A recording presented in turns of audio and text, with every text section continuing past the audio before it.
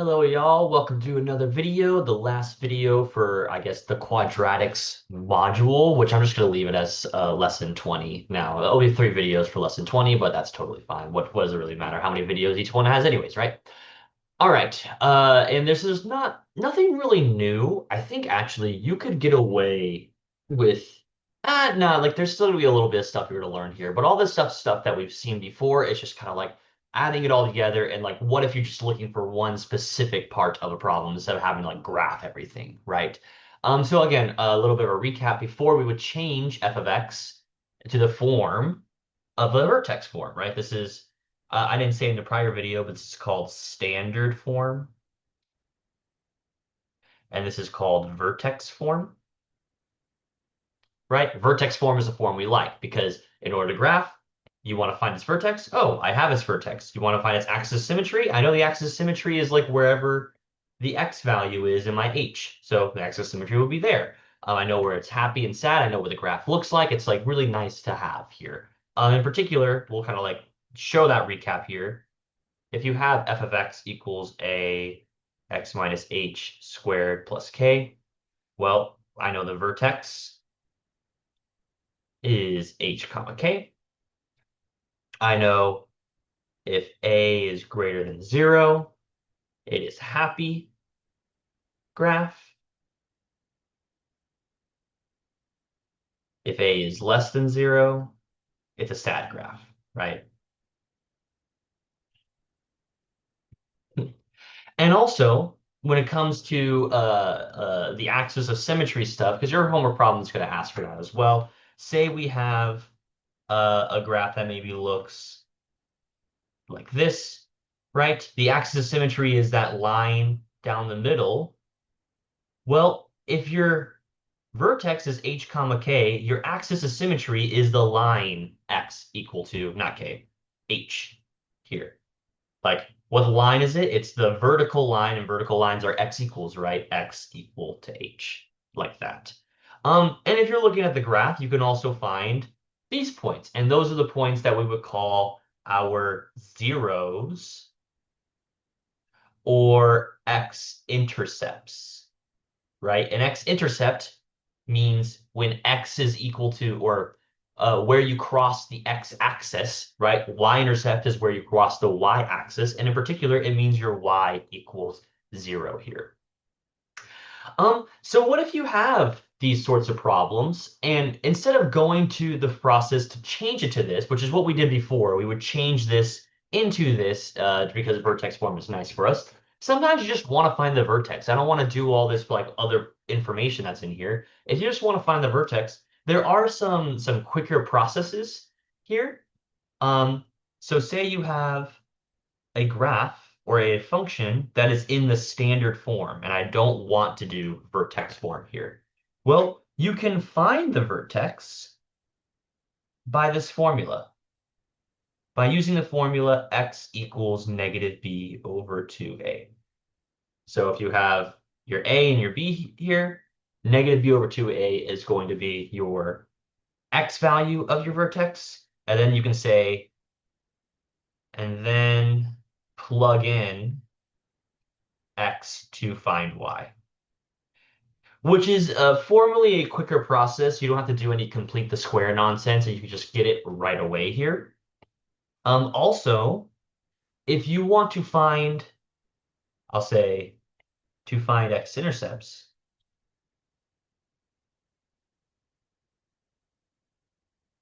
what do we do? For one, what is x-intercepts? This is where the graph crosses the x-axis,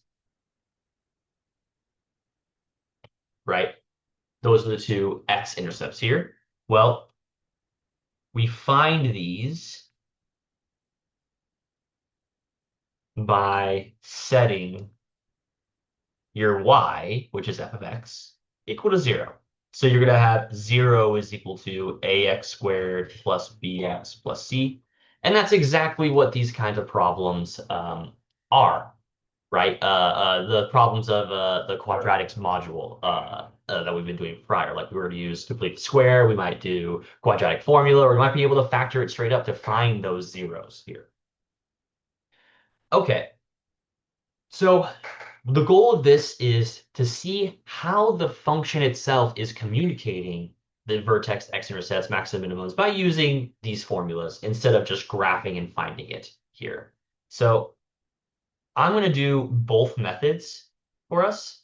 So one way to do it, if you're comfortable with this, which was last time, like the last few videos, which was the complete, or I'll say change to vertex form.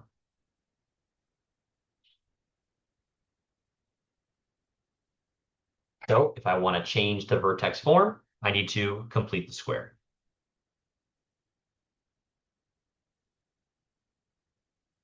So how do I do that? Let's start with f of x is equal to x squared plus 10x plus 20. In the prior video, we separated those first two terms and we added some space. And then we tried to find what is the b over 2 squared we add into this. Well, b is 10 here. And this is equal to 25. 10 over 2 squared is 25. So let's add 25 and subtract 25. That's how I do it. Some people show it in different ways, but either way, now that we're at this stage, this should be able to factor, and then we simplify the rest here to just be -5. So I can see it right away. This first term factors to x plus 5 squared minus 5.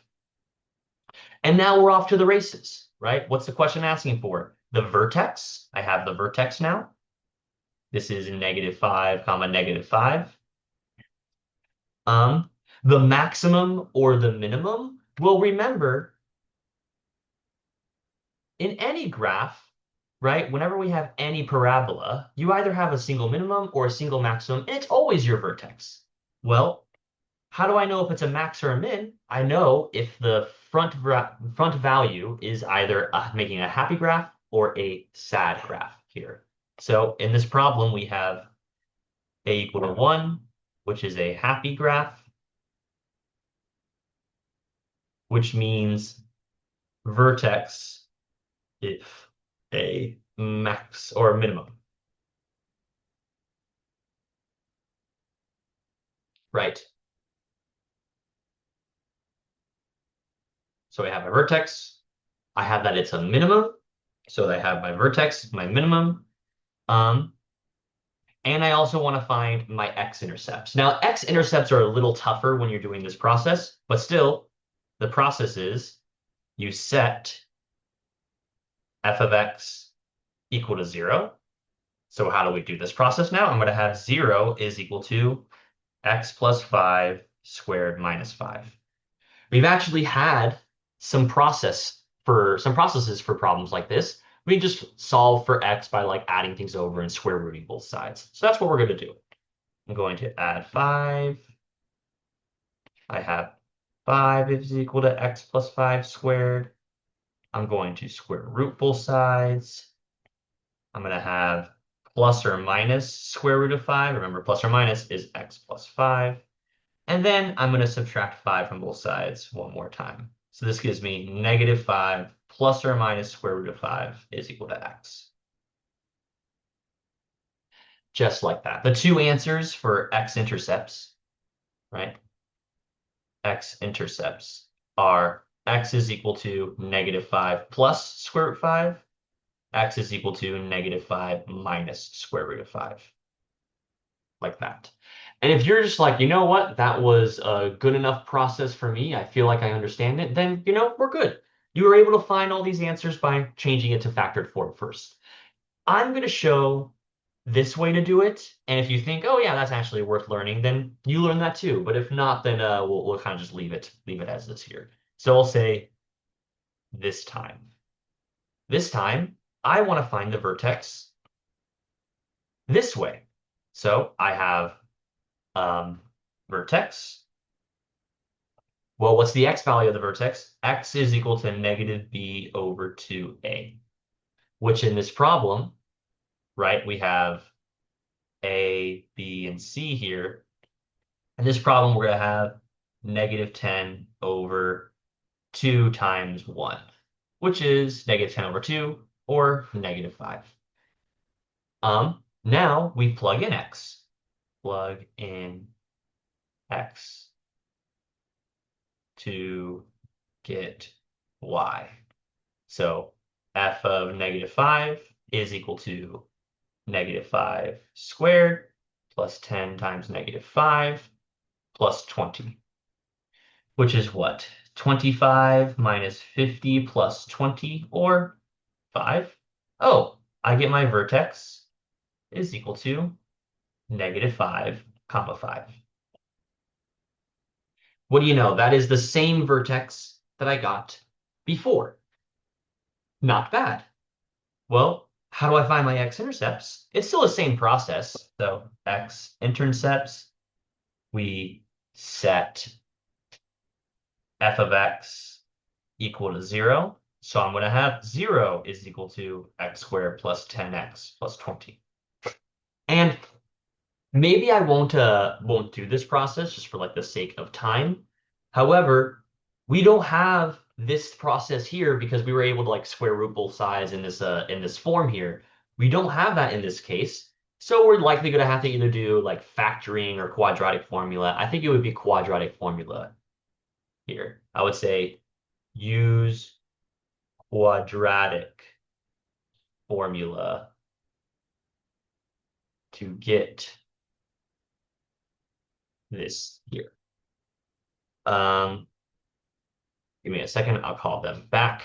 Um, so the idea for these problems here is you can try either or. I think this right method is a little bit like simpler if you're just looking for a vertex or you're just looking for the maximum or the minimum or something like that. Or even just the axis of symmetry, right? Because the axis of symmetry is just whatever your x value is of the vertex, right? It's x equals negative 5 in this problem. So just a little heads up here. We won't do any graphing, right? We won't do any graphing in this section here, but we'll try one of these more problems doing both methods just so you can develop for yourself what is your favorite.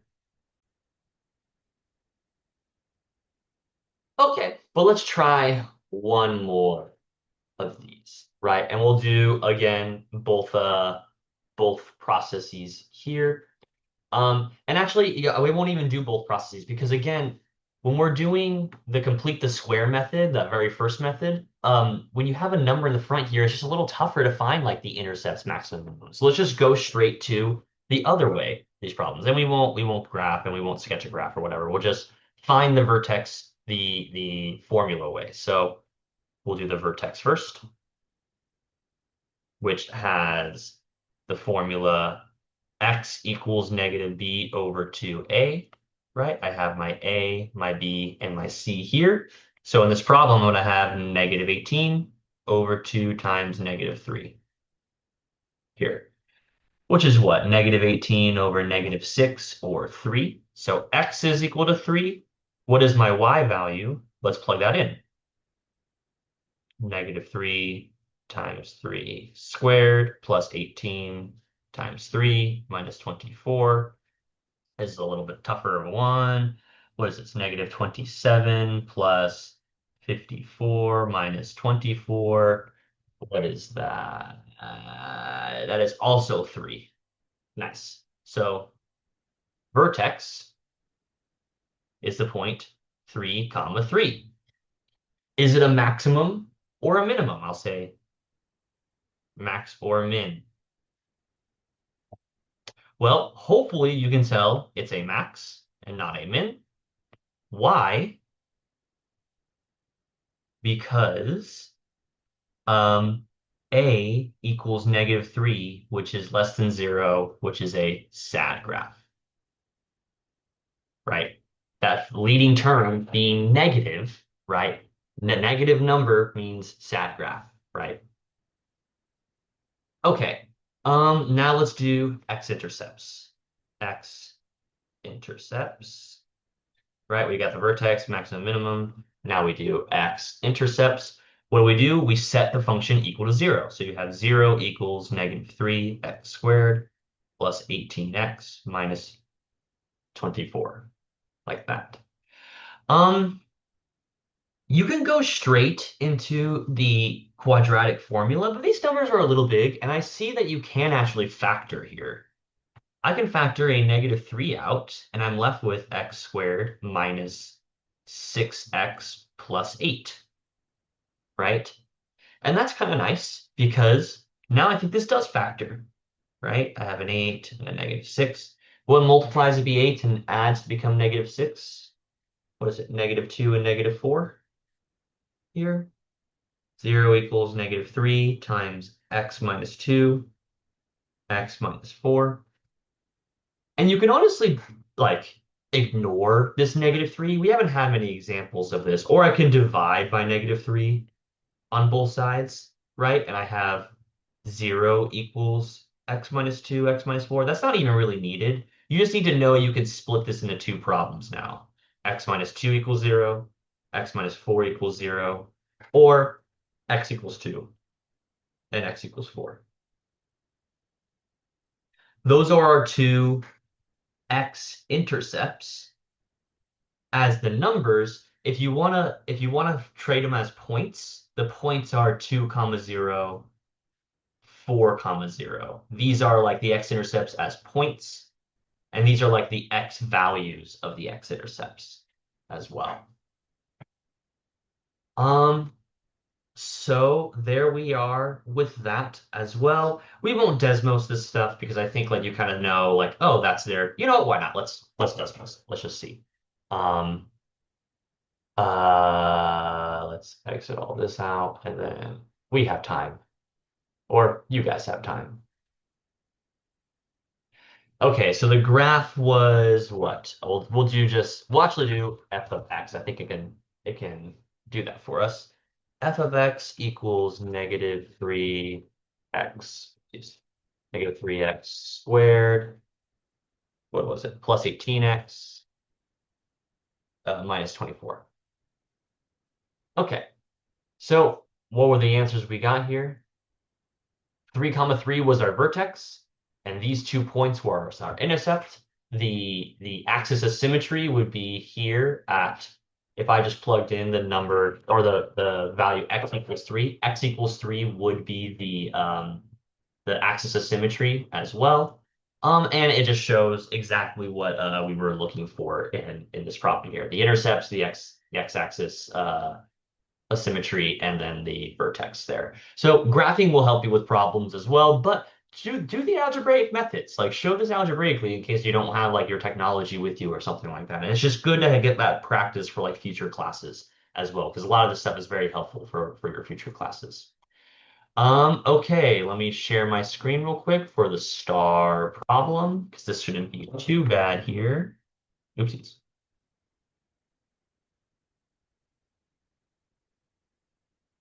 Okay. Um, Try it yourself.